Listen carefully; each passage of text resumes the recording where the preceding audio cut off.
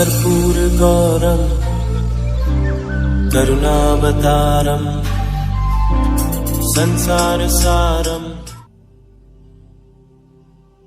ओम शिवा, जय माता दी। पुनः स्वागत है आप सभी का हमारे बहुत प्यारे से कन्या राशि के जातक और कन्या लगन के जातक।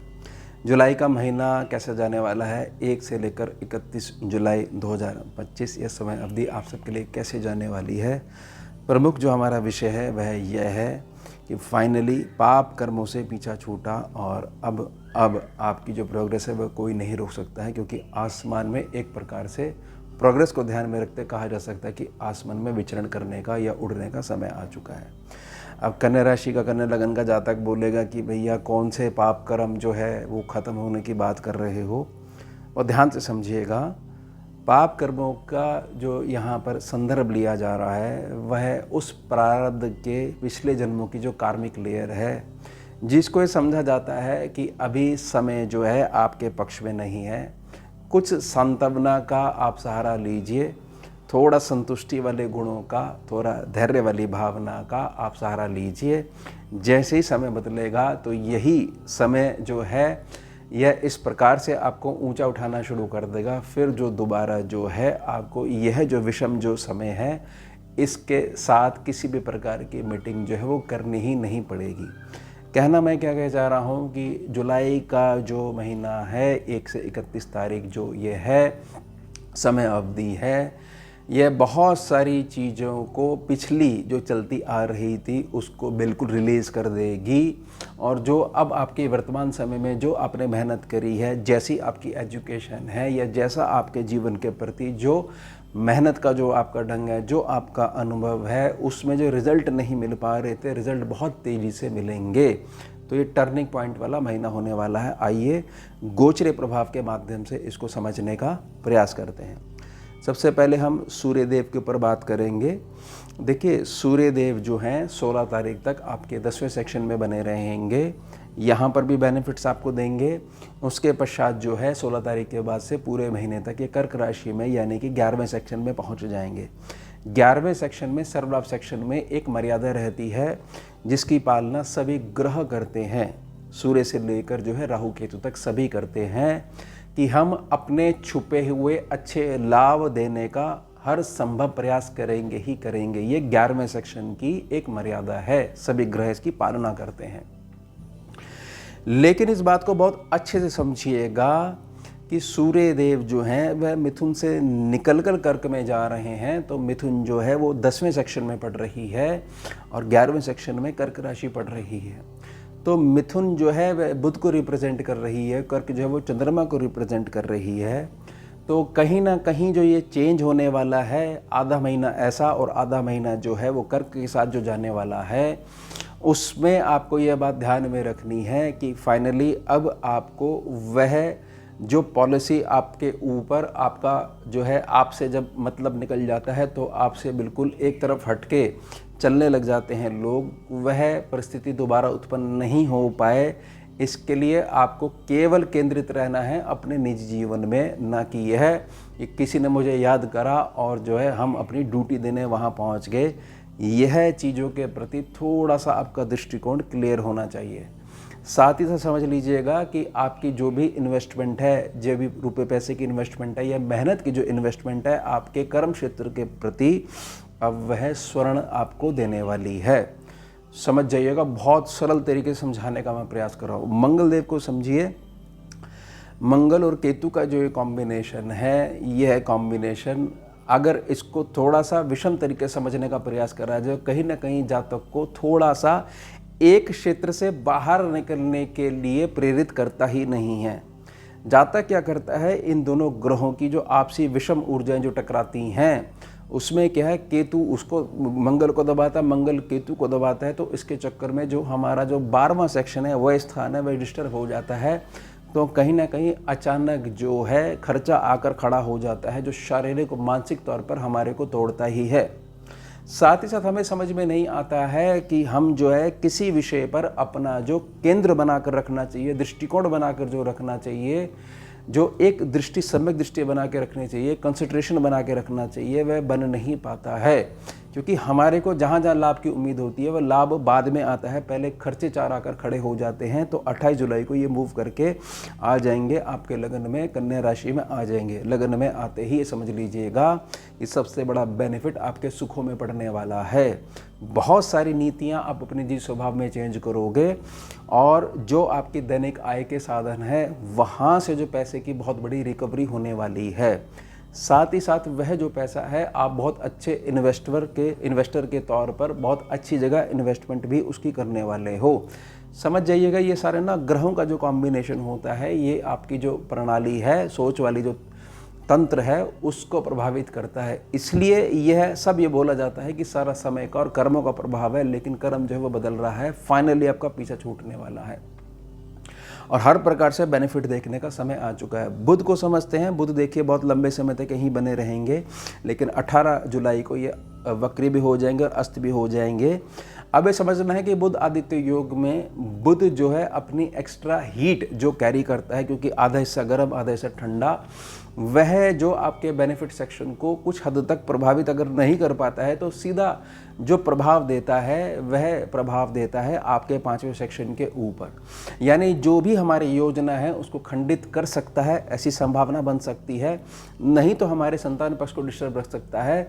तो 18 तारीख के बाद से सूर्य देव जो है पूरे तरीके से उसको न्यूट्रल कर देंगे, क्योंकि उसकी कहीं भी जाने की कोई भी संभावना नहीं होगी। हर हाल में उसको मिलकर चलना पड़ेगा सूर्य देव के साथ में। बृहस्पति बाबा को समझते हैं। बृहस्पति बाबा यहाँ 10 सेक्शन में बने हुए हैं और 9 जुलाई के बाद से ये उदय हो जाएंगे, अभी तक अष्टप्रभाव में चल रहे हैं। बहुत अच्छे से समझिएगा कि अगर चाल नॉर्मल होती है तो जहाँ पर बृहस्पति बैठते हैं उस सेक्शन को दबाएंगे, लेकिन चाल जो है वह अतिचारी है पूरे 8 सालों तक। इसलिए जहाँ जहाँ दृष्टि जा रही है आपके धन भाव पे, आपके सुख स्थान पर और आपके कर्ज बीमारी शत्रुता वाले सेक्शन पर, इसके से छिपे हुए बेनिफिट्स निकाल के बृहस्पति देव देंगे। ये याद रख लीजिएगा कि बृहस्पति देव की जो 5वीं दृष्टि है वह अगर थोड़ा सा क्षीण होती है, मान लीजिए आपके निजी स्वभाव के आधार पर, तो आपकी निजी प्रकृति में ये चीज़ आ जाएगी कि जो आपका हक है अगर उससे कम मिल रहा है तो आपको पता नहीं लगेगा, कोई विवशता एकदम से आ जाएगी और वो बोलेगी ठीक है जितने पैसे मिल रहे हैं आप जो है इसमें ही जो है सेटलमेंट करो और आगे चलो। तो बृहस्पति देव क्या करवाना चाह रहे हैं कि आप अपने मुख से अपनी वाणी निकालिए, क्योंकि मैं जिस जगह देख रहा हूँ वह वाणी निकालोगे तो मेरी जो अतिचारी चाल है, फास्ट फॉरवर्ड जो मूवमेंट है, इतनी तेज जो चाल है, उसके बेनिफिट्स ले पाओगे। अगर आपने बिल्कुल हाँ में हाँ मिलाते हुए अपनी चीज़ों को, अपने वर्तमान जो आसपास का जो माहौल उसको स्वीकार कर लेते हो, तो बृहस्पति देव यहाँ पर आपका कल्याण नहीं कर पाएंगे। गोचर को ना, गोचरी जो कुंडली होती है उसको समझना आना चाहिए और निजी तौर पर प्रकृति होनी चाहिए कि मेरा लक्ष्य ये है, मुझे इस खराब परिस्थिति में से भी बेनिफिट्स निकालने हैं, तो मैं उस हिसाब से अपनी तैयारी कर रहा हूँ। तो बृहस्पति देव आपके पक्ष में खड़े हुए हैं।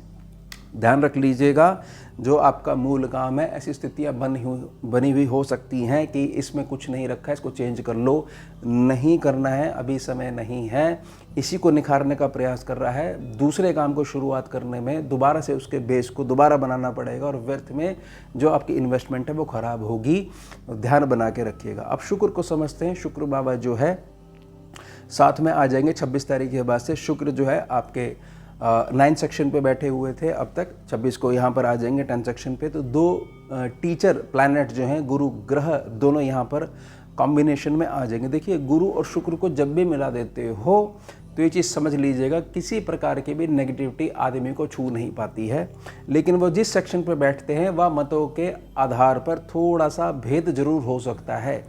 हो सकता है कि सम्मुख व्यक्ति आपको कुछ समझाने का प्रयास करे और वह नीति आपको क्लियर ना हो, या आप किसी प्रकार के प्रोजेक्ट को समझाने का प्रयास कर रहे हैं, वह सम्मुख व्यक्ति को क्लियर नहीं हो। तो यहाँ पर जो बेनिफिट देगा वह आपको शनि देगा। शनि कैसे देगा? क्योंकि शनि को जब हम समझते हैं, शनि बाबा जो आपके 7 सेक्शन पे बैठे हुए हैं, 29 मार्च से बैठे हुए हैं, 13 जुलाई से लेकर 28 नवंबर तक यहाँ पर ये 138 दिनों के लिए वक्री स्वभाव को धारण करेंगे। वक्री स्वभाव को धारण करने से समझ जाइएगा कि 7वां सेक्शन है, इस सेक्शन की गारंटी ले रहे हैं, यानी आपकी दैनिक आमदनी जो है, आपके घर में जो मासिक जो पैसा आता है उसकी गारंटी ले रहे हैं पूरे 138 दिनों तक। साथ ही साथ वक्री स्वभाव में एक सेक्शन पीछे को निखारने का प्रयास करते हैं कि अब तक का जो भी कर्जा है, जो भी जैसे मैंने बोला ना कि पुरानी जो ऊर्जा है जो वर्तमान में जो दुखों का कारण बनी हुई है, उन सबसे पीछा छटने वाला है, उसको हमने ले लिया कि भाई कोई ना कोई हमारा कर्म ऐसा रहा होगा जो हमारे को डिस्टर्ब कर रहा है, वर्तमान में प्रोग्रेस नहीं करने दे रहा है, उसको भी दबाएंगे, राहु को भी दबाएंगे और इनको निखारने का प्रयास करेंगे। छठे सेक्शन में राहु बहुत अच्छे रिजल्ट्स देता है, लेकिन जातक जो है अपने घर में एकता को नहीं देख पाता है या जुटा नहीं पाता है, उस सेक्शन को बहुत अच्छे से क्लियर कर देंगे शनि बाबा। अब राहु और केतु को समझते हैं। मान लीजिए आपके पास किसी प्रकार का गुण है, केतु बाबा की दृष्टि के कारण 12 सेक्शन में केतु बाबा बैठे हुए हैं, और गुण को आप अपने मौखिक रूप से जब खर्च कर देते हो कि मेरे हृदय में आ गया, मैंने सम्मुख व्यक्ति को ऐसे ऐसे सलाह दे दी, कई बार वह उलट भी पड़ सकती है, सम्मुख व्यक्ति का कुछ लाभ नहीं हुआ तो कंप्लेंट का सेक्शन जारी हो सकता है, या आपके पास कुछ छुपा हुआ धन है वाणी के आधार पर। मैं क्या कहना चाह रहा हूँ, मैं कहना ये चाह रहा हूँ कि केतु 12 सेक्शन में बने हुए हैं, लंबे समय तक बने रहेंगे। अभी ताज़ा जो है मंगल यहाँ से हटेंगे 28 तारीख के बाद से, तो ये चीज़ समझ जाइएगा कि हमारी क्या पूजा पद्धति है, क्या पूजा पाठ की पद्धति है, क्या हमारी प्रणाली रहती है, कहाँ कहाँ हमारे इन्वेस्टमेंट हैं, क्या हमारी योजनाएं हैं, यह बिल्कुल भी लीक नहीं होने देनी है, चाहे कैसी भी परिस्थिति आ जाए। हाँ, अगर बिल्कुल हृदय में ये चीज़ आ चुकी है कि नहीं, या तो धर्म का विषय हो जाएगा अगर हमने मदद नहीं करी, तो हमारी आंतरिक प्रकृति, तो उसका हाथ पकड़ के मदद नहीं करनी है, केवल एक दिशा निर्देश देनी है। अगर आपने हाथ पकड़ के मदद करी तो ये चीज़ समझ लीजिएगा कि जो हमारे स्कैनिंग विद्या की जो फील्ड है उसमें अनुभव है कि आपके पुण्य एक्सचेंज हो जाएंगे, यानी कि वो चला जाएगा बेनिफिट में, और आप थोड़ा सा परेशानी जो उसकी परेशानी थी उसके साथ में आ जाओगे, और थोड़ा सा परेशानी जो है वह व्यर्थ में संघर्ष का कारक बनेगी, क्योंकि बहुत लंबे समय तक केतु यहाँ पर बने रहेंगे सिंह राशि में, 18 महीने तक जो है ये बने रहेंगे, तो थोड़ा सा हमारे को इस सेक्शन को ध्यान में रखना है। साथ ही साथ समझ जाइएगा, मैं पुनः याद दिला रहा हूँ कि शनि बाबा जो हैं जहाँ बैठते हैं उस सेक्शन की जिम्मेदारी लेंगे। शनि जो है वो सिद्धांत है, तो सिद्धांतों के आधार पर जो 7वां सेक्शन है, 7वां सेक्शन आपका मित्र प्रणाली है, व्यापारिक कुशलता है, समाज में आपकी रिलेशंस हैं, और घर गृहस्थी में जो आपका जो पार्टनर है उसके साथ सिद्धांतों के आधार पर आपकी मित्रता है। यह बना के रखिएगा। इस सेक्शन की जिम्मेदारी शनि बाबा की है। आपके पास किसी भी रूप में जो धन अभी तक नहीं आ पा रहा था वह पुनः आने लग जाएगा, और नियमितता के आधार पर आता ही रहेगा। साथ ही साथ उदर रोगों से, या ऐसा समझ लीजिए लीवर संबंधित समस्याओं से जो जातक जो परेशान थे, उसमें भी शनि की जो दृष्टि जो छठे सेक्शन पे पड़ेगी तो राहु को भी कंट्रोल करके रखेगी। और कहीं पे जो आपका पैसा अटका हुआ है इन 138 दिनों में ऐसे मानक बनने लग जाएंगे। वैसे तो ये जुलाई के महीने में ही बनने लग जाएंगे, 13 जुलाई के बाद से, तो उसमें भी बहुत बड़े लाभ देखने को मिलेंगे। तो ये टर्निंग पॉइंट वाला महीना है, इसमें बहुत सारी विषमताओं वाली ऊर्जा है, वह जाने वाली है और पुनः लौट के नहीं आएगी।